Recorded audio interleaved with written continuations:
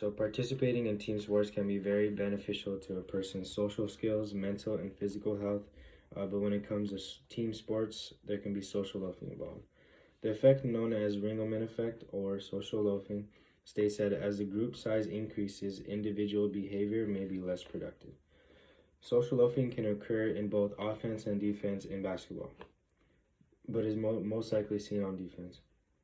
An example of a player doing this would be them not hustling back on turbo after a turnover, not guarding the opposing player, or not going for a rebound when they had the chance. From a coach's perspective, you do not want a player that does these things.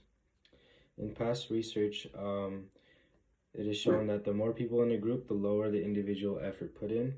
And researchers also found that the more complex the task is, the less likely an individual would experience social loafing.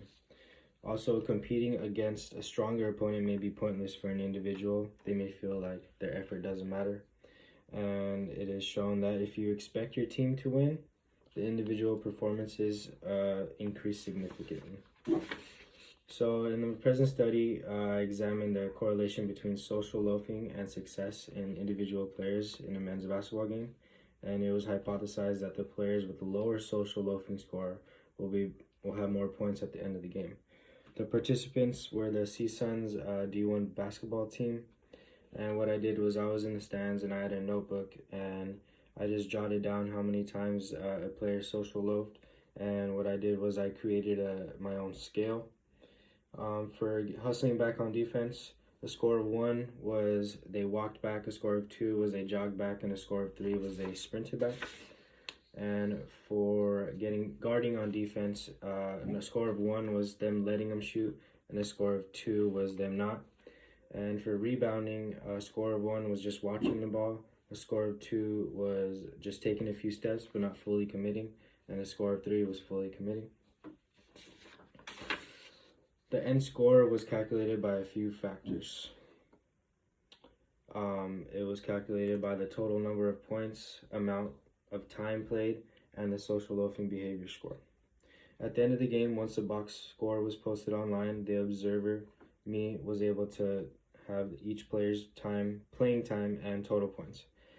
Based on the stats, the results were significant. I had a correlation coefficient to be negative 0.718.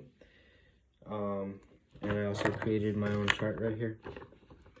As you can see, there's a linear decline. So the more social loafing score, the higher the score they had, the lower points they had. And then for all the way right here, this is the guy who scored 33 points and had the lowest social loafing score.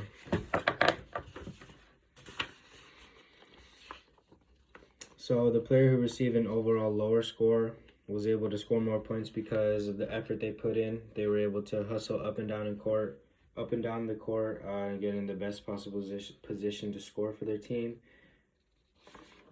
And to be a successful basketball player, you must be able to put everything you got and leave it on the court. Due to the results, I can say that effort really shows in anything you do, not just sports. If you want to be successful in any activity, you must do your best at all times.